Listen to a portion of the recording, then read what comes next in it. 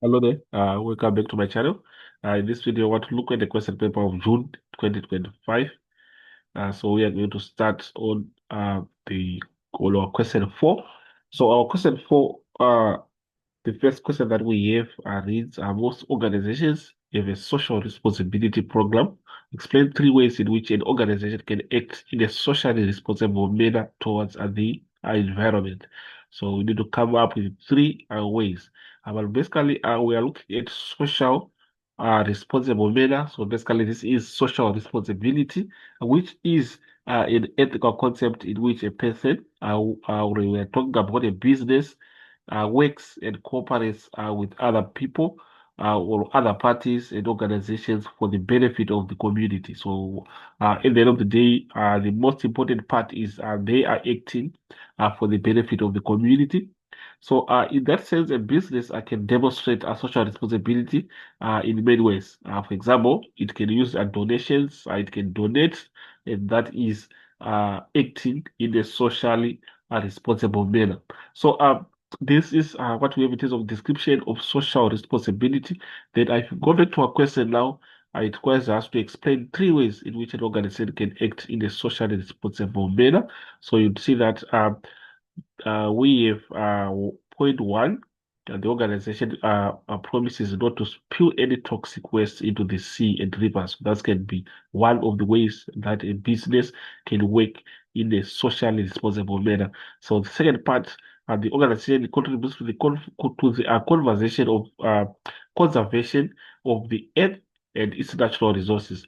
And the third point, the organization supports recycling initiatives. So this is the third point that we have in terms of acting in a socially responsible manner, and that can be undertaken by a business. Then we go to the next part, 4.2. The constantly changing marketing environment causes different risks. Identify the type of risk that is being referred to in the following statements. The part one, the looting of businesses, shopping centers, and warehouses in South Africa, particularly in KwaZulu-Natal, in Gauteng provinces in 2021.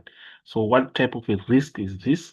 So this is a risk that is uh, being initiated by a human, and we can call it uh, the human risk.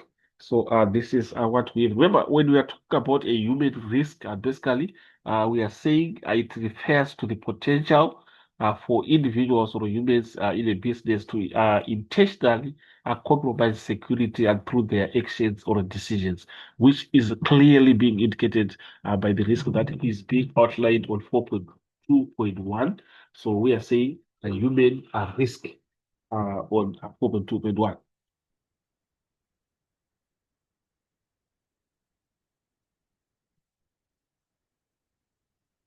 Then we go to the second part, whereby we are saying in April 2022, heavy rain across KwaZulu-Natal province, South Africa, led to deadly flood.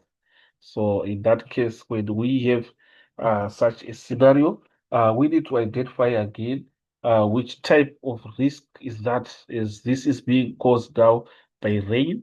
And rain is something that cannot be controlled by a human being. So we call it a physical risk. So this is now a physical risk.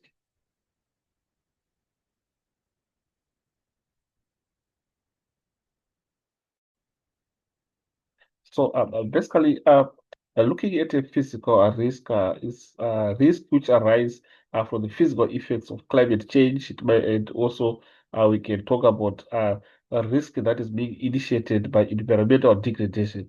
So this is the decision that we have in terms of business risk. Then on number three, ESCOM implemented stage six load shedding. So what is this type of risk? Is this is emanating from the macro economic environment, and we can call it an economic risk. So this is an economic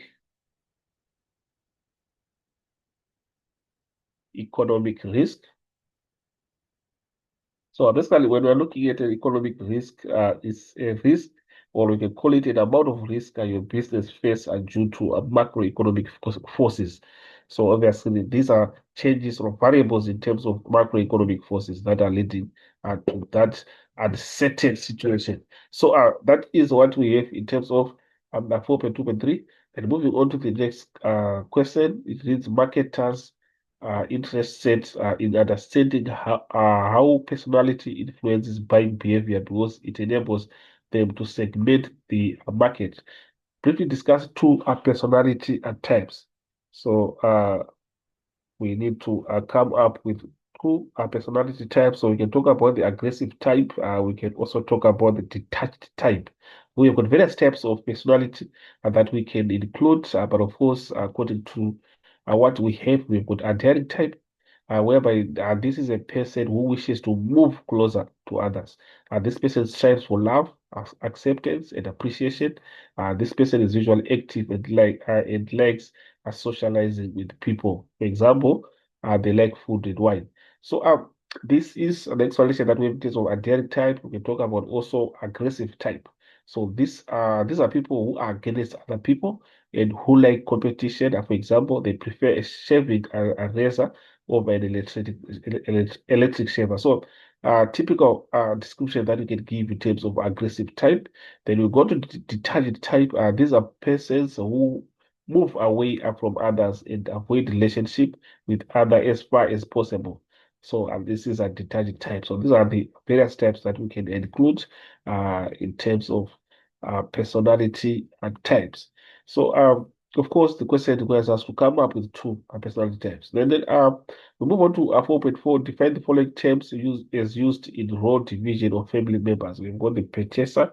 The purchaser basically is that individual or member of a family that actually goes there and buy the product.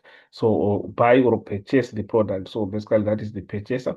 Then the user is when the product is now there, is now the member who is going to use that product or consume that product. So that is the user. So brief descriptions we have in the other section in terms of those two terms.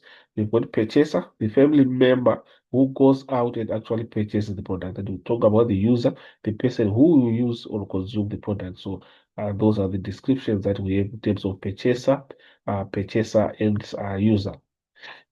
Then we move on to the next question, which is now 4.5. Intermediaries buy an assortment of products in bulk and sell them in smaller quantities to final consumers or other organizations. List four examples of intermediaries. So we can talk about agents, and agent is an intermediary. We can talk about sponsor shops, and they are also intermediaries. So within that context, we have a list that we have of intermediaries, whereby we have retailers, we have wholesalers, agents, sponsor shops. And of course, each intermediary given is given 2 marks to make a total of 8 marks on the uh, mark allocation part. And then we move on to the next question, which is 4.6. There are two types of questions that can be asked in a questionnaire. Some of these questions are closed questions. Define the term closed questions. So closed questions is a type of a question that you will be given options to answer. You don't answer from your own opinion, but you are supposed to uh, confine yourself to the responses that you are given there on the question. So obviously, it's a matter of ticking the correct one. Remember, we've got a yes or no question. It's also a closed question. Do you agree? Of course, it's a closed question because you're supposed to tell us, do you agree or not? So, in that case, we have a description of that whereby saying these are questions whereby the respondents choose an answer from available options. So this is a closed question. Then we move on to the next one, which is now 4.7. On 4.7 says we are all familiar with terms like supermarket, labor market, fish market, flea market. These markets have specific characteristics. Identify 4 specific characteristics of markets. So what are the characteristics of markets? And of course, when I talk about markets, we should have the customers. we should have the customers. Remember, the market consists of customers. So every customers or people that we have in that context, we say we have a market. So we have various characteristics that we can put in terms of a market. So we are saying all markets consist of people, which is very clear. The people are the customers, and these people are companies. Are people, these people or companies have specific needs that should be fulfilled. Uh, and these people have the ability to purchase the product that they need. That's also correct. And these people are willing to spend money to buy products or services to satisfy their needs. So basically, you cannot be part of a market when you don't have the ability to buy, as explained in the last point. We take note of that. We go to the next question, 4.8, and define the term concentrated market segmentation and give one drawback of it. So basically, concentrated market segmentation, and this is where a business focuses all its resources and efforts on targeting a singular and specific target market segment. So that is concentration. So concentrated market segmentation is a situation whereby only one segment is being targeted. That is concentrated market segmentation. Then, of course, in terms of a drawback, we can also come up with a drawback that we have. And a drawback comes as a disadvantage of undertaking the process of concentrated market segmentation. Definition is that this is whereby the company identifies a single segment in the total market. So that's a brief description that we have in terms of concentrated market segmentation.